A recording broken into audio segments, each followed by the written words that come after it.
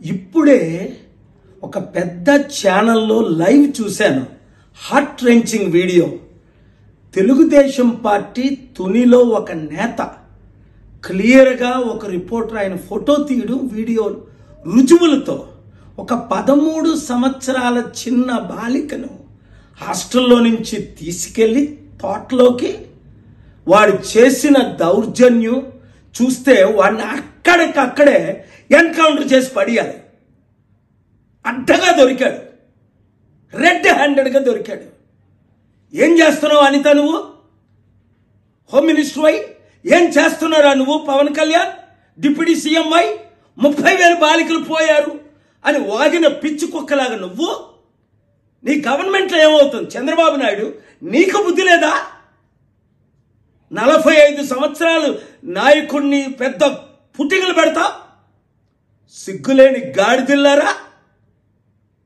చిన్న పిల్లలని కూడా చూడకుండా అడవిలో తీసుకెళ్లి దళితుల మీద మీరు మానభంగాలు చేస్తుంటే మేము చూసి ఊరుకోవాలా? నేను గ్రీన్ సిగ్నల్ ఇచ్చానా?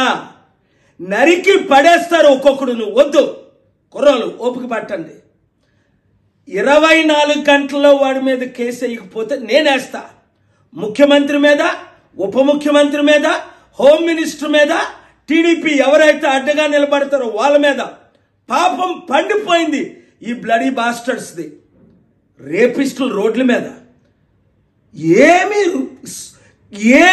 1% సత్యం లేకుండా అసత్యాల్ని మీరు సత్యాలుగా చూపిస్తారే కొందరి మీద. ఇంత రెడ్ హ్యాండెడ్గా దొరికిన వాళ్ళని వదిలేస్తారా? టైం వస్తుంది. నడి రోడ్డు మీద ఏం జరగబోతుందో గుర్తించుకోండి. అనేక దేశాల్లో ఏం జరుగుతుందో.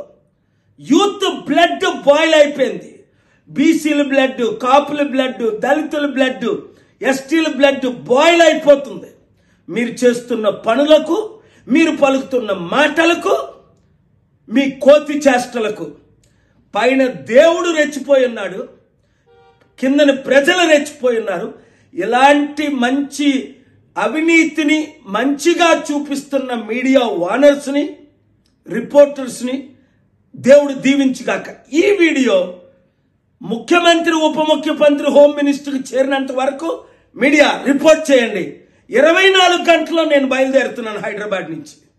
ఇది కానీ ఎఫ్ఐఆర్ అవ్వకపోతే.